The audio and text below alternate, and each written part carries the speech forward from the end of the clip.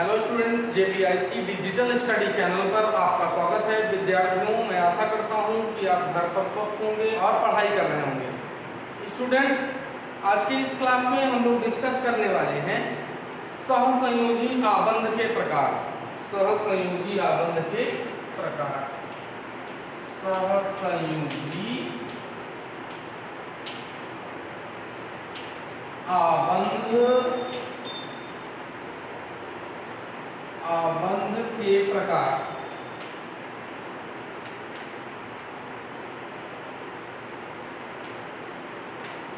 सहसंयोजी आबंध के प्रकार। सहसंयोजी आबंध मुख्य रूप से तीन प्रकार के होते हैं। सहसंयोजी आबंध मुख्य रूप से तीन प्रकार के होते हैं। पहला है हमारा सहसंयोजी आबंध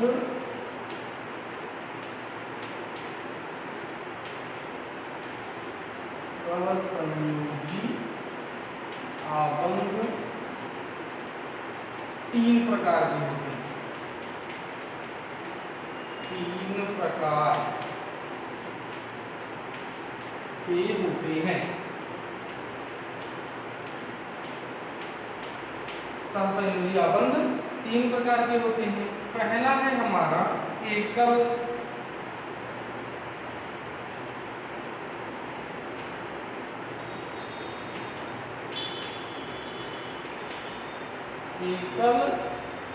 सहसंयोजी आबंध।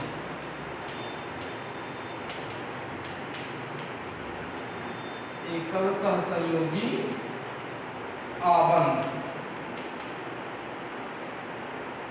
दूसरा हमारा है द्विक सहसंयोजी आबंध। द्विक सहसंयोजी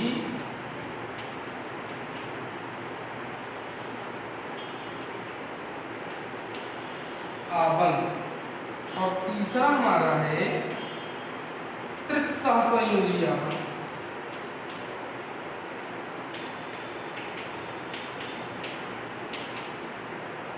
त्रिक सहसंयोजी आबंध। ये मूल रूप से तीन सहसंयोजी आबंध जो है पाए जाते हैं। अब हम एक एक करके इनके बारे में जानकारी प्राप्त करते हैं।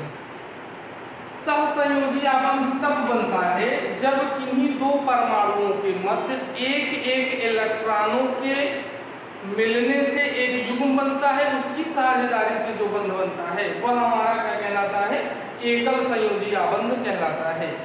इस प्रकार के आबंध में जो दो परमाणु होते हैं वो एक दूसरे के एक एक इलेक्ट्रॉन के साथ सहभाजन करते हैं और जो है वो एक दूसरे के अष्टक को पूरा करते हैं और अस्थायी हो जाते हैं।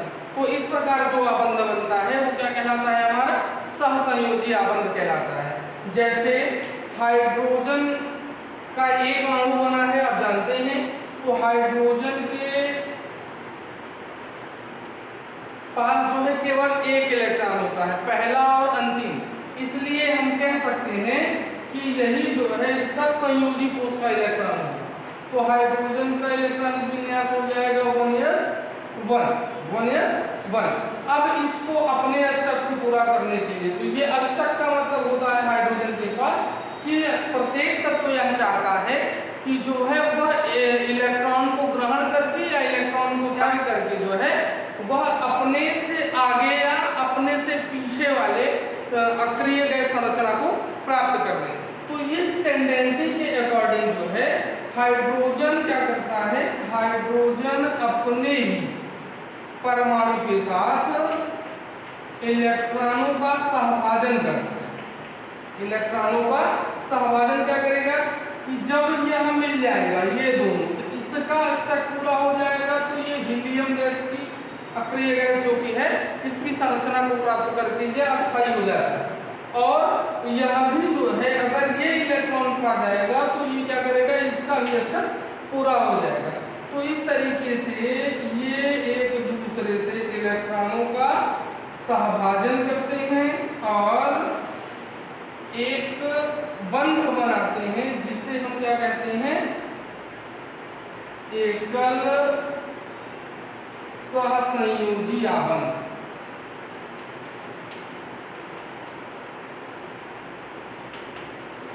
एकल सहसंयोजी आबंध कहते हैं। यह आबंध किसमें दो हाइड्रोजन परमाणुओं के मध्य बन रहा है।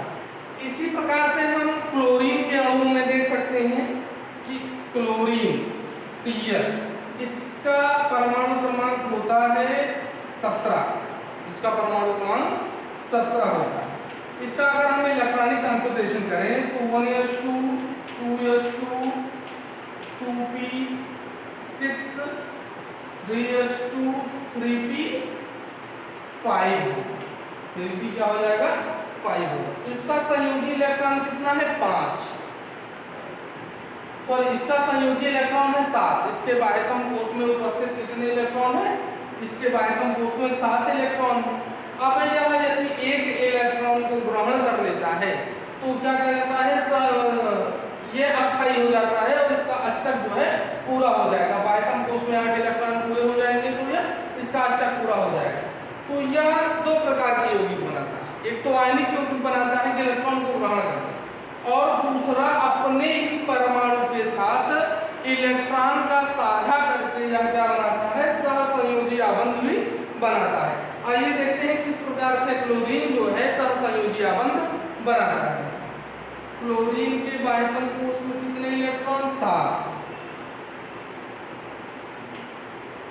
एक 7, और दूसरे वाले क्लोरीन के बाह्यतम कोश में भी कितने इलेक्ट्रॉन होंगे 7 इलेक्ट्रॉन होंगे। और यह जो इसका ये एक इलेक्ट्रॉन है, ये पेयर्ड नहीं है, अगर ये एक इलेक्ट्रॉन इसको मिल जाता है तो यह अपने अष्टक को पूरा कर देता है, और यदि यह एक इलेक्ट्रॉन इसको मिल जाता है तो इसका भी अष्टक पूरा हो जाता है। तो इस प्रकार से दोनों Cl परमाणु आपस में जो है अस्थायी हो जाते हैं। तो ये क्या करता है, ये इलेक्ट्रॉन का सहभाजन करते हैं, इलेक्ट्रॉन का सहभाजन कर लेंगे। तो इस प्रकार से 2 2 4 2 6 2 8 इसका हो गया, 2 2 4 2 6 2 8 इसका हो गया। तो ये जो है आपस में एकल आबंध द्वारा जुड़ते हैं, जो कि क्या कहलाता है, एकल सहसंयोजी आबंध, सहसंयोजी आबंध कहलाता है।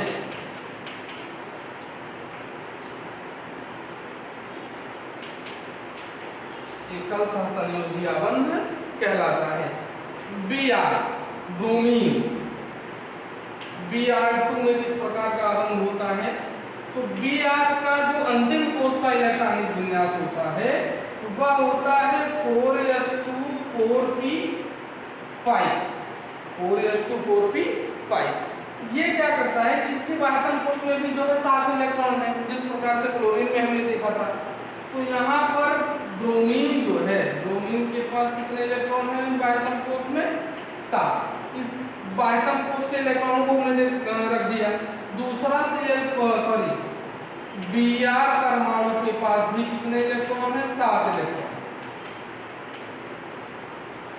और ये दोनों एक दूसरे के साथ एक एक इलेक्ट्रॉन का सहभाजन करते हैं और क्या करते हैं, एक सहसंयोजी यौगिक Br2 बनाते हैं, जिनके मध्य एकल आबंध पाया जाता है।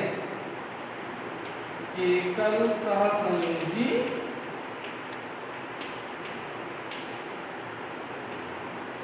आबंध, एकल सहसंयोजी आबंध। इस प्रकार से जो है जब दो परमाणु आपस में एक एक इलेक्ट्रॉन का जो है मिला करके एक इलेक्ट्रॉन युग्म की साझेदारी करते हैं, तो इनसे जो आबंध बनता है वो हमारा क्या कहलाता है, सहसंयोजी आबंध कहलाता है। दूसरा हमारा है द्विक सहसंयोजी आबंध।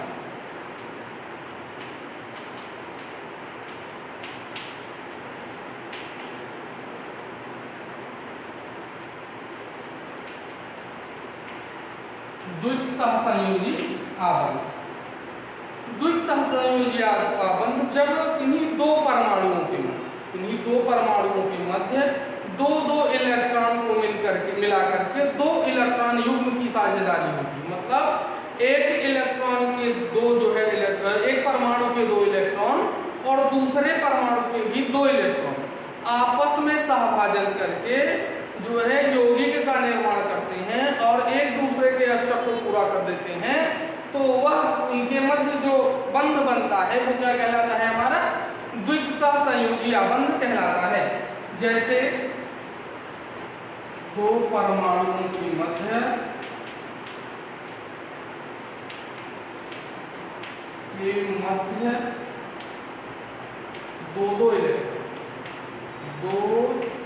दो इलेक्ट्रॉनों के सहभाजन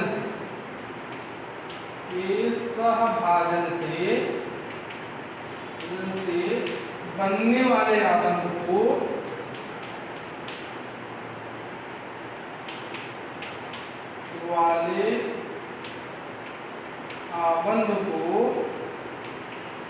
द्विक सहसंयोजी आबंध कहते हैं। द्विक सहसंयोजी आबंध कहते हैं।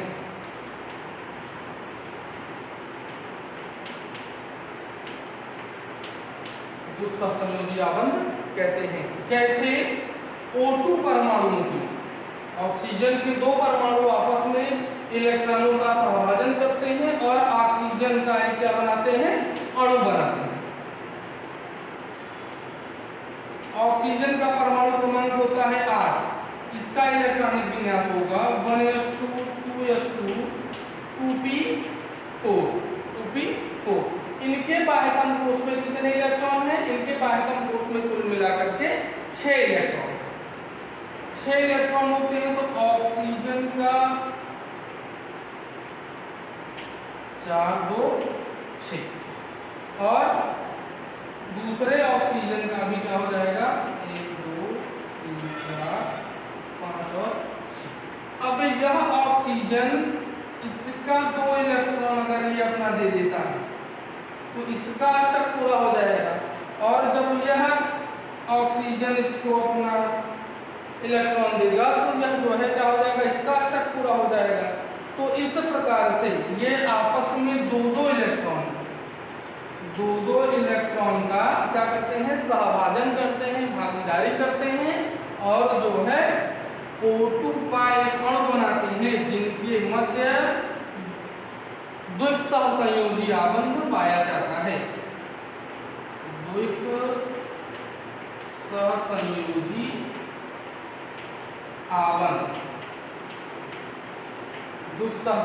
आबंध पाया जाता है। तो इस प्रकार से जब दो परमाणुओं के मध्य इलेक्ट्रॉनों का सहभाजन होता है तो उनके मध्य द्विक बंध को हम द्विक बंध जो है पाया जाता है और यह बंध क्या कहलाता है? हमारा द्विक सहसंयोजी आबंध कहलाता है।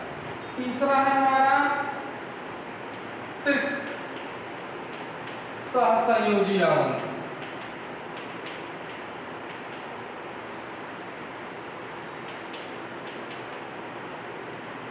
त्रिक सहसंयोजी आबंध जब इन्हीं दो परमाणुओं के मध्य 3 इलेक्ट्रॉनों की भागीदारी से जो है अणु बनता है तो उनके मध्य बनने वाला बंध जो है क्या कहलाता है? हमारा त्रिक सहसंयोजी आबंध कहलाता है। इनमें दो परमाणु आपस में 3 इलेक्ट्रॉनों का सहभाजन करते हैं और उसके फलस्वरूप एक अणु बनाते हैं और इन दोनों परमाणुओं के मध्य क्या बनता है?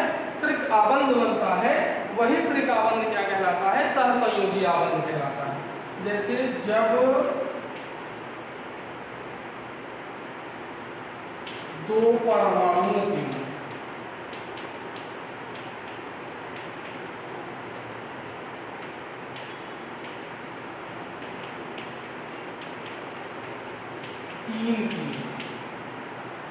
इलेक्ट्रॉनों के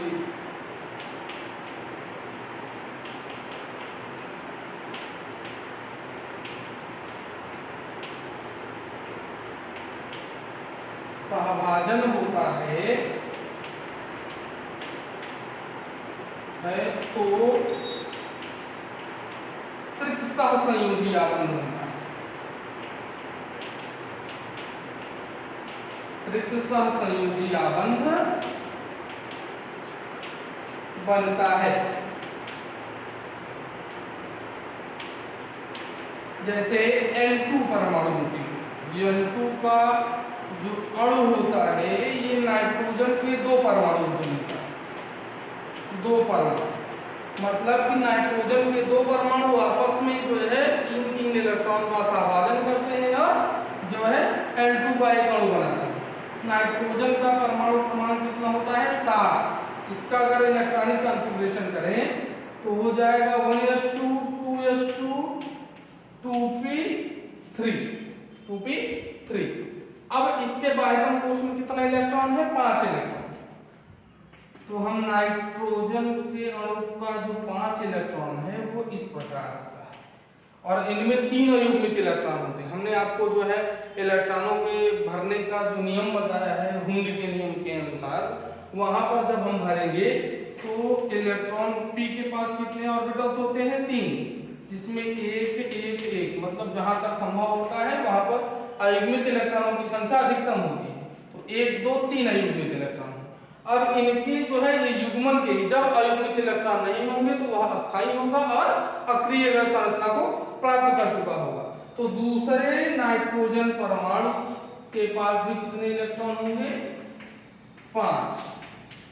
अब यह जो है 3 इलेक्ट्रॉन अगर इसको मिला तो 5 3 8 इलेक्ट्रॉन, इसका अष्टक पूरा हो गया और जब इसको मिला तो इसका अष्टक पूरा हो गया। तो इस प्रकार से ये आपस में जो है 3 आबंधों द्वारा जुड़ते हैं, जिसे हम क्या कहते हैं त्रिकसहसंयोजी आबंध कहते हैं। संयोजी आबंध कहते हैं, त्रिकसहसंयोजी आबंध कहते हैं। अब इसके बाद हम देखते हैं कि सहसंयोजी इलेक्ट्रॉनों के सहभाजन के फलस्वरूप जो हमारे यौगिक बनते हैं इनका गुण क्या होता है, ये किस प्रकार के यौगिक होते हैं इसको हम देखते हैं। सहसंयोजी आबंध से बनने वाले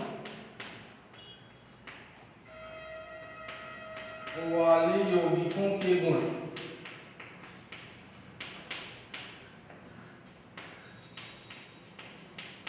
यौगिकों के गुण पहला है इन यौगिकों के अणुओं के मध्य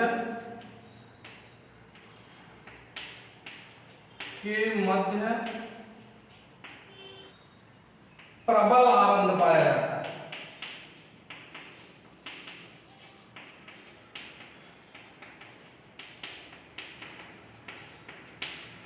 इन यौगिकों के अणुओं के मध्य प्रबल आबंध पाया जाता है। दूसरा है सहसंयोजी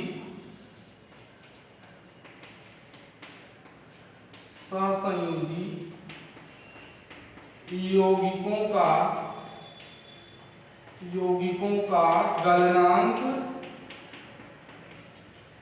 गलनांक तथा क्वथनांक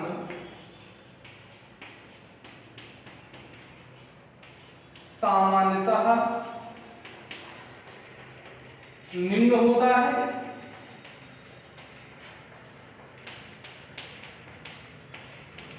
गलनांक तथा क्वथनांक सामान्यतः निम्न होता है क्योंकि इनके अणुओं के मध्य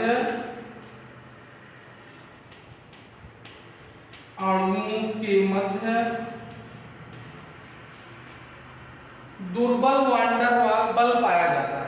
दुर्बल वान डेर वाल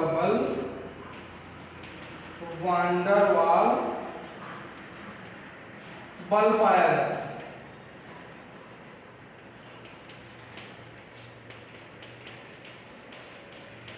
दुर्बल वान डेर वाल बल पाया जाता है। तीसरा है सहसंयोजी यौगिक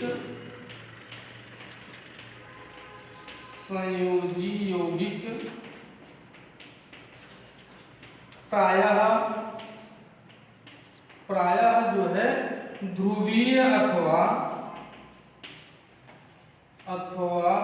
अध्रुवीय विलायकों में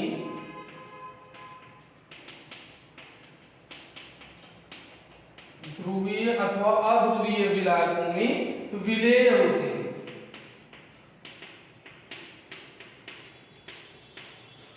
ध्रुवीय अथवा अध्रुवीय विलायकों में क्या होते हैं? विलेय होते हैं। चौथा हमारा गुण है वो है कि सहसंयोजक यौगिक, सहसंयोजक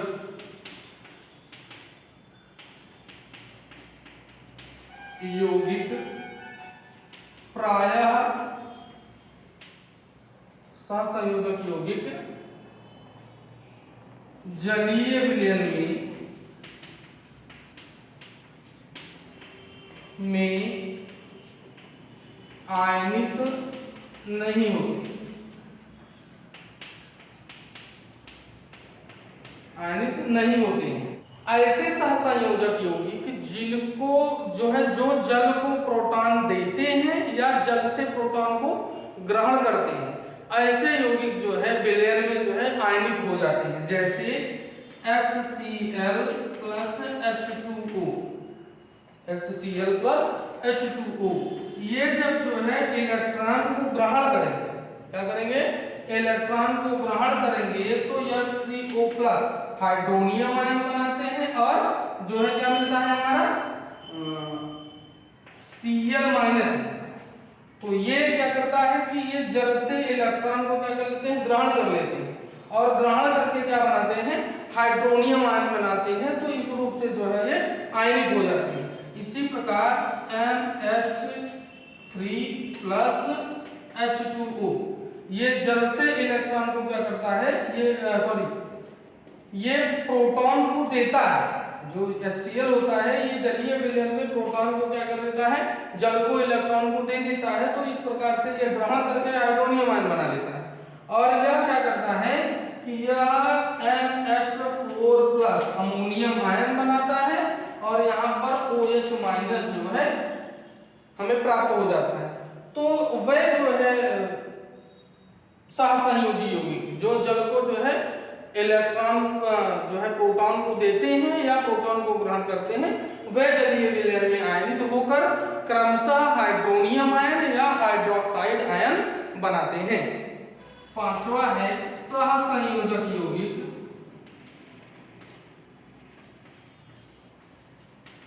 यौगिक प्रायः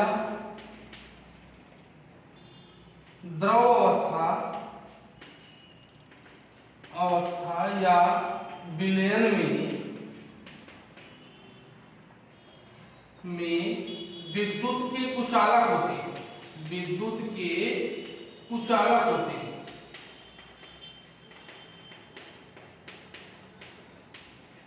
विद्युत के कुचालक होते हैं। और हमारा छठवां जो है कि सहसंयोजक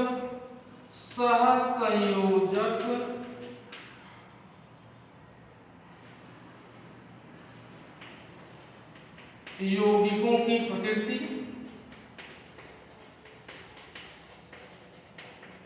दिशात्मक होती है, दिशात्मक होती है, जिससे जो है इनको एक विशेष जो है आकृति या शेप, जिसके कारण इन्हें विशेष ज्यामितीय आकृति मिलती है, ज्यामिति मिलती है। जैसे हाइड्रोजन का जो ये जल का ये सहसंयोजक यौगिक है, तो ऑक्सीजन और ये इसका शेप क्या होता है? वेंट्रल शेप का, वी शेप का होता है। तो इसी प्रकार से इनके बंधों की प्रकृति जो है दिशात्मक होती है, जिसके कारण ये क्या होते हैं? एक विशेष जो है इनको ज्यामितीय आकृति जो है प्राप्त होती है। तो ये हमारे सहसंयोजक यौगिक हैं, जिनके गुण प्रायः ये यौगिक जो है अणुओं के मध्य जो प्रबल आबंध पाया जाता है। इनके गलनांक और क्वथनांक जो है निम्न होते हैं, क्योंकि इनके मध्य दुर्बल वैन डर वाल फोर्स पाया जाता है।